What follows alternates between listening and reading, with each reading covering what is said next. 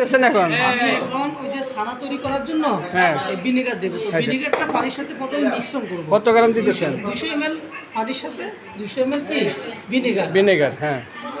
সানসেন 400 ml। আরো বেশি হইব, 400 গ্রাম পানি দিলে 800 গ্রাম হইবে। এটা 800 আরো দেন, আরো হবে, আরো হবে। ভিনেগারও শেষ, 800 গ্রাম এখনো পুরে নাই। তাহলে এখানে এই যে দুধ এখান থেকে ছানা হবে, ছানা তৈরি হবে, ছানা তৈরি পরে মিষ্টি হবে। আমরা প্রশিক্ষণার্থী সবাই উপস্থিত আছি। 800 গ্রাম এখনো পুরে নাই। এই যে ইয়াং জেনারেশন আছে এখানে দেখতে পাচ্ছেন।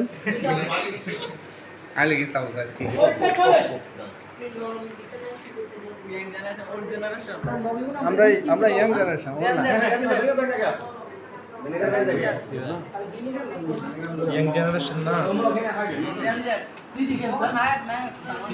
না। هذا نفرادة بچا في الصغير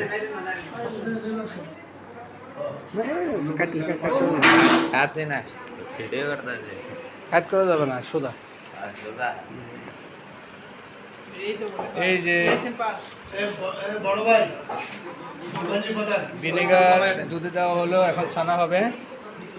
এই ছানা থেকেই পরবর্তীতে মিষ্টি তৈরি হবে।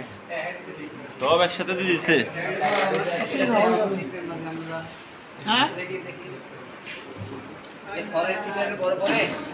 দেখবেন যে এটা কি আমার নিচের কি অবস্থা, এগুলো দেখবেন।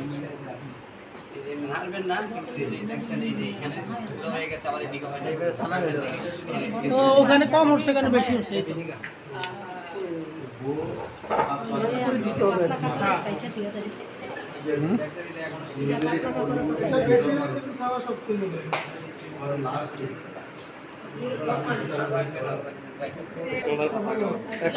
এখন এগুলা এই ছানাটাকে ছাকনা হবে। এখন এই সাইডে আলাদা করা হবে।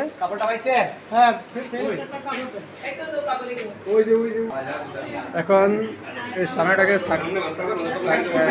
কাপড়ের মধ্যে ছাকা হচ্ছে, দেখতে পাচ্ছেন আপনারা।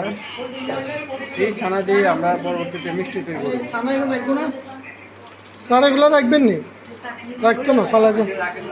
এক মুখ রাখি আপনার লাগিয়ে। এখন ছানাটাকে পানি দিয়ে ধোয়া হচ্ছে। ধোয়ার পরে এটাকে বেঁধে রাখা হবে, পানি শুকানো পর্যন্ত ঝুলিয়ে রাখতে হবে।